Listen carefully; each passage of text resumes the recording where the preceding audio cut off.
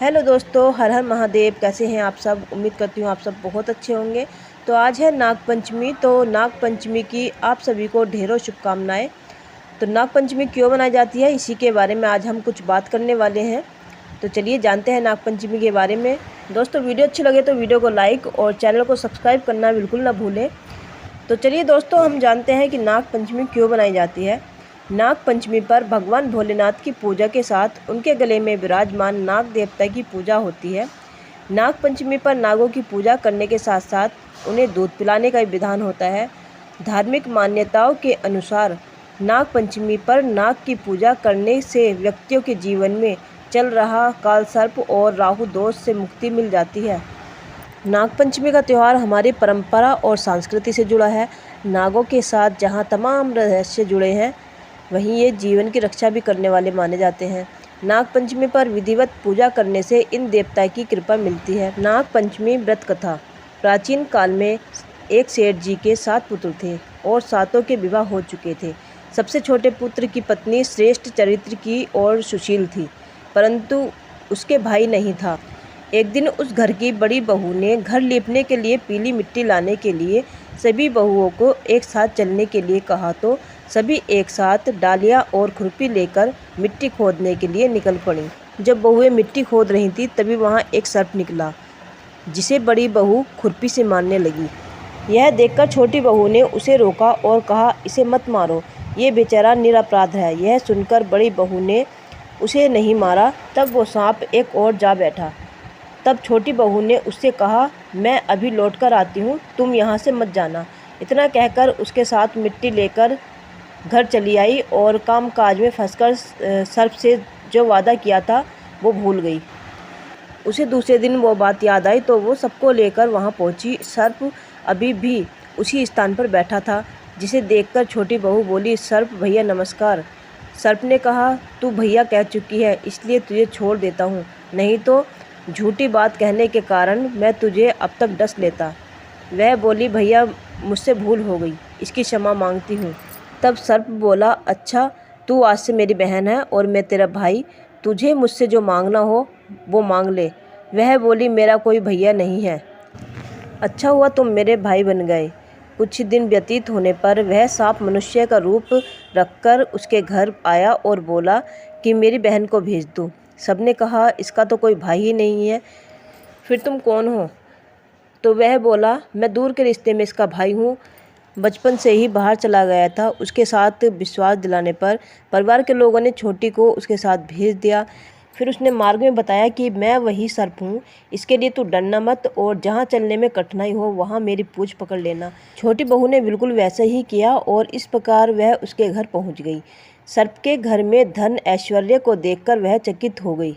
उसे यह बात का ध्यान ही नहीं रहा और उसने सांप को गर्म दूध पिला दिया, जिससे उसका मुख जल गया। यह देखकर सर्प की माता को गुस्सा आ गया, परंतु सर्प के समझाने पर माँ चुप हो गई। तब सर्प ने कहा कि बहन को अब उसके घर भेज देना चाहिए। तब सर्प के पिता ने उसे बहुत सा सोना, चांदी, जवाहरात, वस्त्र, भूषण आदि देकर घर पहुंचा दिया। इतना ढेर सारा धन देखकर बड़ी बहू उससे जलने लगी और कहने लगी कि तेरा भाई तो बड़ा धनवान है, तुझे तो उससे और धन लाना चाहिए। सर्प ने जब ये वचन सुना तो उसे सब वस्तुएं सोने की लाकर दे दी। यह देखकर बड़ी बहू कहने लगी, इन वस्तुओं को झाड़ने के लिए झाड़ू भी सोने की होनी चाहिए। तब सर्प ने झाड़ू भी सोने की लाकर दे दी। फिर सर्प ने छोटी बहू को हीरा मणियों का एक अद्भुत हार दिया, जिसकी प्रशंसा हर राज्य की रानी ने भी सुनी और रानी राजा से बोली कि सेठ जी, छोटी बहू का हार मुझे भी चाहिए। तो राजा ने मंत्री को हुक्म दिया कि उससे वो हार तुरंत ही ले आओ। मंत्री ने सेठ जी से जाकर कहा कि महारानी जी छोटी बहू का हार पहनेंगी, वह हार हमें दे दो। सेठ जी ने डर के कारण छोटी बहू से हार लाकर उन्हें दे दिया। छोटी बहू को यह बात बहुत बुरी लगी और उसने अपने सांप भाई को याद किया और उनसे प्रार्थना की, भैया रानी ने हार छीन लिया है, तुम कुछ ऐसा करो कि जैसे ही रानी वो हार पहने तो वो सर्प बन जाए और जब वह हार मुझे लौटा दे तो फिर से वो हार हीरो और मणियों का हो जाए। सर्प ने ठीक वैसा ही किया। जैसे ही रानी ने हार पहना वैसे ही सर्प में बदल गया। यह देखकर रानी चीख पड़ी और डर गई। यह देखकर राजा ने सेठ के पास खबर भेजी कि छोटी बहू को तुरंत भेजो। सेठ जी स्वयं छोटी बहू को लेकर राजा के दरबार में उपस्थित हुए और राजा ने छोटी बहू से पूछा, तूने क्या जादू किया है, मैं तुझे दंड दूंगा। छोटी बहू बोली, धृष्टता क्षमा कीजिए, यह हार ऐसा ही है कि मेरे गले में हीरो और मणियों का रहता है और अगर इसे कोई और पहनता है तो ये उसके गले में सर्प बन जाता है। यह सुनकर राजा ने वह सर्प बना हार उसे देकर कहा, अभी पहन कर दिखाओ। छोटी बहू ने जैसे ही उसे पहना वह हार हीरो और मणियों का हो गया। यह देखकर राजा ने प्रसन्न होकर बहुत सी मुद्राएं और पुरस्कार दिए। छोटी बहू अपने हार और मुद्राएं पुरस्कार सहित घर लौट आई। उसके धन को देखकर बड़ी बहू ने ईर्ष्या के कारण उसके पति को सिखाया कि छोटी बहू के पास कहीं से धन आया है। यह सुनकर उसके पति ने अपनी पत्नी को बुलाया और कहा कि ठीक ठीक बताओ, ये धन कहाँ से आया है। तब वह स्त्री फिर से अपने सर्प भाई को याद करने लगी। तभी उसी समय सर्प ने प्रकट होकर कहा, यदि मेरी धर्म बहन के आचरण पर किसी ने संदेह प्रकट किया तो मैं उसे खा लूँगा। यह सुनकर छोटी बहू का पति बहुत प्रसन्न हुआ और उसने सर्प देवता का सत्कार भी किया।